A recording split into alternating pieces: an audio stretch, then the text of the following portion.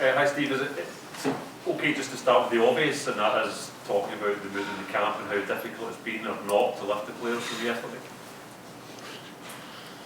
I didn't see half of them. Half of them went to the spa to do a little relaxation, easy morning. The rest of the group trained really well. Listen, they're professional footballers, they understand the highs and the lows of the game, so you have to get used to bouncing back for the lows, and we'll do that. Quite a few people seemed excited to see Kieran Tierney participating in training today. Is he likely to feature or be ready to feature on Friday? He did a little bit of light training today, and then we'll just see how he progresses. How would you rate his chances? He's got a chance. Does the result yesterday alter your approach to Friday? No, same approach as we planned. We plan to go out and be competitive in every game. We try to play as well as we can, and then we see what the result is. As a man who knows English football very well, how do you, it's obviously giving too much away, but how do you intend to try and get at England, or is that something you can do, get at them? Well, I can't give too much away, you probably answered your own question there. No, listen, we go there, we respect their ability. They're a top team. They were in the last four of the last World Cup. Gareth's done a great job. Got a good young team, exciting. They got off to a good start, we didn't, so we need to remedy that on Friday. Steve, there was so much anticipation and excitement from the whole nation ahead of the first game. Now that's out of the way, do you think that maybe could help relax the players a little bit for Friday? No, I don't think that had any bearing on the way we approached the game. Everybody outside can get carried away a little bit if they want. We've been level-headed all the way through. We try not to get too high when things are going well. We try not to get too low when things are a little bit negative. And we just prepare for the games the way we always prepare for the games. And that's what we'll do again. Is it easy to keep the players out of all that when they're down here? Yeah, the players are fine. The players are good. Completely relaxed, know what they have to do. We said before we need to get the points required to get out of the group. We've still got a chance to do that. So I think rather than all the doom and gloom that followed the result, not the performance, the result, should be put away, put to one side, and we just concentrate on the next game. Is that the important thing, I suppose, with tournament football? You can't really dwell on it too much. You can't really dwell anyway. You have to look back. My job is to analyse the performance, look at the performance, and unfortunately most people just look at the result and then take their conclusions from that. I look at the performance. What positives can you take then from yesterday that you can take forward? Lots. I think the last time we played Czech Republic at Hampden we probably had about 40% possession. This time we had nearly 60, 58, 42. Dominated the ball, 19 shots at goal. Could be more clinical, only 4 on target. A lot of blocks for the Czechs, which tell you they defended well. So lots of things that we can be positive about. Steve, is that difficult finding that balance between you're saying about there's been a bit of negativity because of the result? Is it difficult to try and make sure that the players are aware of the positives and you keep them high, or what do you do to shield them from any negatives? I can't shield them. If they want to go online and read what's been written about them, I can't shield them. But we can speak, we can understand what we're trying to do. We're a group of players that are determined to do well for their country. I think we've shown that over the last number of games, and we'll continue to do that. We want to keep working, we want to keep learning, we want to keep getting better, and that's what we'll strive to do. And sometimes you have to take a negative result, and then you have to bounce back, and hopefully we come back stronger.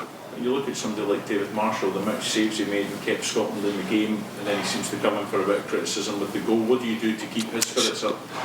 David's fine, experienced player, knows the game, probably faced that type of shot. I think he said something about 50 times in his career, and that's the only time it's gone in.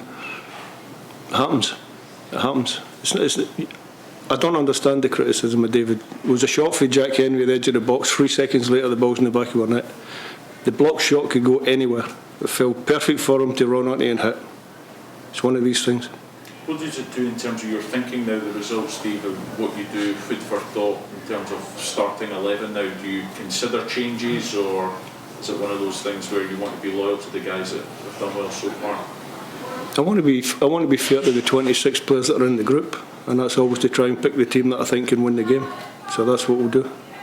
We'll get them all back on the training pitch tomorrow, and we'll see how they are. We'll look at any knocks and niggles that we've got, and then we'll decide how we go for the next game.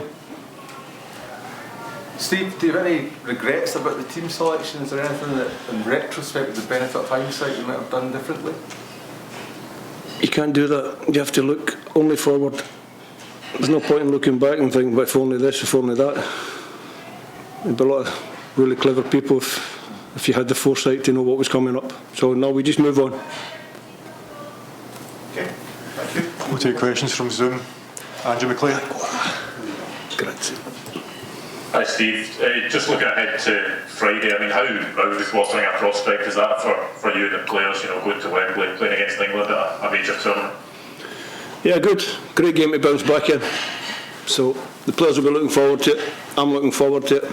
And I'm sure the Tartan Army, the ones that have got tickets for it, will be looking forward to it as well.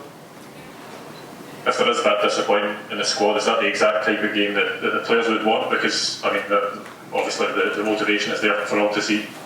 Yeah, every game in the tournament's a big game, so I think the fact it's against we're friends from south of the border makes it extra special. So yeah, it's a good game for us. Gavin.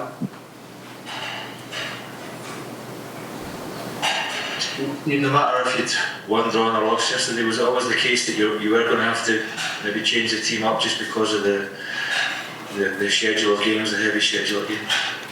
I used 16 players in the game against the Czech Republic, and I'll probably use 16 players again. So it's tournament football. You've got to make sure that everyone's fit. You've got to make sure that your team's always got plenty of energy on the pitch, and I think we showed that on Monday against the Czechs, and we'll show that again on Friday. I think we've said over the years that Scotland teams kind of relish this underdogs tag. Is it a good win for us to bounce back in, when maybe it's a chance to kind of prove the doubters wrong and just kind of take a scalp if we can? No, listen, we'll just go and play. We'll try and perform as well as we can. We'll try and get a positive result, and we'll try and give ourselves a chance going into the last game against Croatia to get out of the section. That's been the objective all along. Roddy. You said prior to the Czech game that you'd had the team for your opening game in mind for a wee while. Have you had the team for the game against England in your mind for a while, ideally? Ideally, you try and plot your way through the whole tournament, but things turn up, as in the situation with Kieran, that your thoughts can be changed, so you always have to be adaptable. Is it an advantage that our players know many of their players very well, or a disadvantage that they know us very well? Maybe. Can you be more explicit? No, I think you just answered it yourself. We know each other quite well. Okay, I'm asking do you think that they're cancelling each other out, basically? No, I don't think so. No, I don't think so. I think the players know each other. Some have got teammates that are playing for the opposite side, so I'm sure they'll look forward to the game. It'll be competitive. We'll try and do our best, and I'm sure England will try and do their best as well. So let's see what kind of game we get.